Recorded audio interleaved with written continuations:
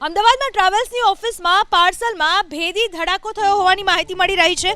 પાલડીમાં Falcone ટ્રાવેલ્સની ઓફિસમાં પાર્સલમાં blast થયો। ઓફિસના બોર્ડ અને અન્ય ફર્નિચરને પણ ભારે નુકસાન થયું। ગરમીના કારણે સિલિકોન સ્પ્રેના પાર્સલમાં બ્લાસ્ટની માહિતી પોલીસે એફએસએલની ટીમને સાથે રાખીને તપાસ કરી। પાર્સલ ક્યાંથી આવ્યું, ક્યાં મોકલવાનું હતું એ દિશામાં તપાસ હાથ ધરવામાં આવી છે। એક એન્ટી સ્ટિક પાર્સલ અહીંયા ફાલ્કન ટ્રાવેલ્સમાં આવેલા હતા અને એ સિલિકોન સ્પ્રે છે અને જો પાર્ટ સ્ટિક ના થાય એના માટે સ્પ્રે યુઝ કરવામાં આવે છે અને એ સ્ટિક તડકામાં રાખેલા હતા અને એ 2 થી 3 કેનમાં બ્લાસ્ટ થયા છે। એ પ્રાથમિક દૃષ્ટિએ એ માહિતી તેમ છતાં બીડીડીએસના અને પોલીસના ટીમે અહીંયા હાજર છે। કોઈ પણ શંકાસ્પદ વસ્તુ મળીશું તો એની ઉપર કાર્યવાહી થશે। ઈજા કોઈ અત્યાર સુધી થઈ નથી અને એ તડકામાં રાખેલેથી બ્લાસ્ટ થયા હતા એ પ્રાથમિક માહિતી છે અને પાર્સલ ક્યાંથી આવેલા હતા એની અને તપાસમાંની જાણકારી મળશે।